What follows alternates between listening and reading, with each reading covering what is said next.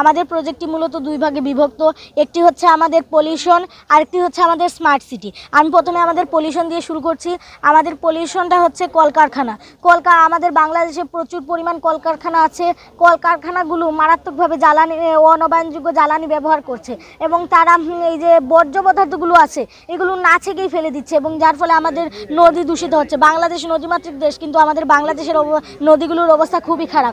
আমরা গাড়ি হচ্ছে আমাদের কি করে, গাড়ি অনবায়নযোগ্য তেল ব্যবহার করে এবং এই তেলগুলোর কারণে আমাদের কিন্তু পরিবেশের তেলগুলো শেষ হয়ে যাচ্ছে, যার ফলে হচ্ছে মাটির নিচে যে এগুলো থাকে, স্তরগুলো থাকে, ওইগুলো খালি হয়ে গেলে কিন্তু ভূমিধসের মতো মারাত্মক পরিণতি আসতে পারে। তো এখন আমি যাচ্ছি আমাদের স্মার্ট সিটিতে।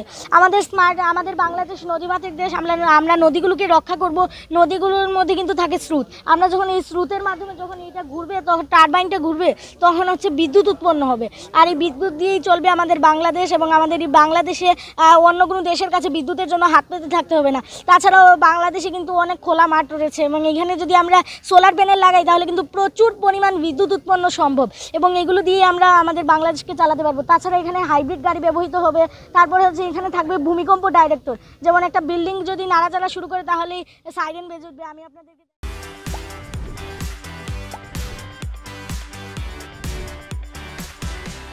তো হোক আমাদের ধরিত্রী, আমাদের প্রজেক্টটি হচ্ছে তিনটি ভাগে বিভক্ত। আমরা হচ্ছে প্রথম বিভক্তে দেখিয়েছি কি আমাদের অতীত পৃথিবী কেমন ছিল।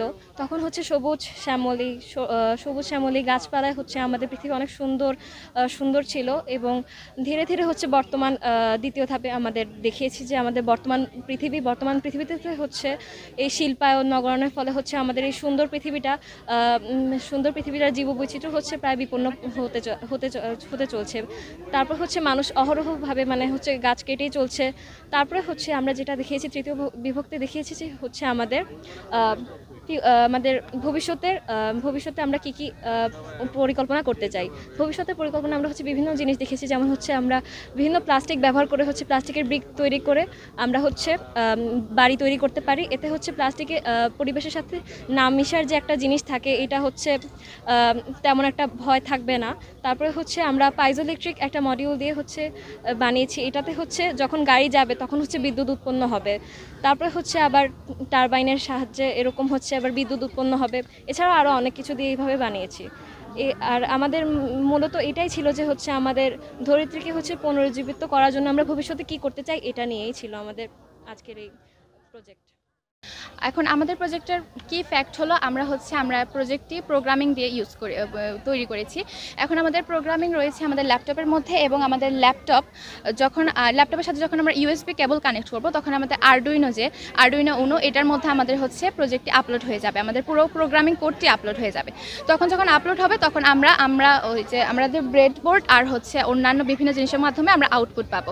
যেমন আমাদের আইআর সেন্সর যে রয়েছে, আইআর সেন্সরের মাধ্যমে যখন আগুন ডিটেক্ট করবে তখন আমাদের বাজার বাজবে আর রেড এলইডিটা জ্বলবে। আর যখন আমাদের আল্ট্রাসনিক সেন্সর মেজারমেন্টের জন্য ব্যবহার করা হয়েছে, যখন আগুনটা আমাদের প্রচুর কাছে চলে আসবে তখনও আমাদের আরেকটি সতর্কবাণী দিবে, সেটা হচ্ছে ব্লু এলইডি অন করবে। আর আমাদের ব্লুটুথ মডিউল আমাদেরকে হচ্ছে ফোনে মেসেজ দিয়ে দিবে যে হচ্ছে আমাদের আগুন লেগেছে, যাতে আমরা দূর থেকেও বুঝতে পারি যে হচ্ছে আমাদের বাসায় বা আমাদের যে কোনো জায়গায় আগুন লেগেছে। সো এইভাবে আমরা হচ্ছে ফায়ার ডিটেকশন সিস্টেমের মধ্যে আমরা সতর্ক হই। বিজ্ঞান ও প্রযুক্তি মন্ত্রণালয় ঢাকার পৃষ্ঠপোষকতায় বিজ্ঞান ও প্রযুক্তি জাদুঘরের তত্ত্বাবধানে উপজেলা প্রশাসন মৌলভীবাজার সদর আমাদের ৪৬তম জাতীয় বিজ্ঞান ও প্রযুক্তি সপ্তাহ এবং বিজ্ঞান মেলার আয়োজন করেছে। সারা দেশব্যাপী আয়োজন রয়েছে। সদর উপজেলার ১৬টি শিক্ষা প্রতিষ্ঠানের কোমলমতি ছাত্রছাত্রীরা, ভবিষ্যতের ক্ষুদে বিজ্ঞানীরা তারা বিভিন্ন ধরনের বিজ্ঞানভিত্তিক প্রকল্প আজকের এই মেলায় তারা উপস্থাপন করেছেন। তাদের অনেক বড় স্বপ্ন, উন্নত বাংলাদেশ, বিজ্ঞানভিত্তিক বাংলাদেশ গড়ার পেছনে আজকের যে বিজ্ঞান মেলা, আমি আশা করছি বিজ্ঞান মেলা ভূমিকা রাখবে, তাদের ভিতরে সাহস এবং স্বপ্নের সঞ্চার করবে।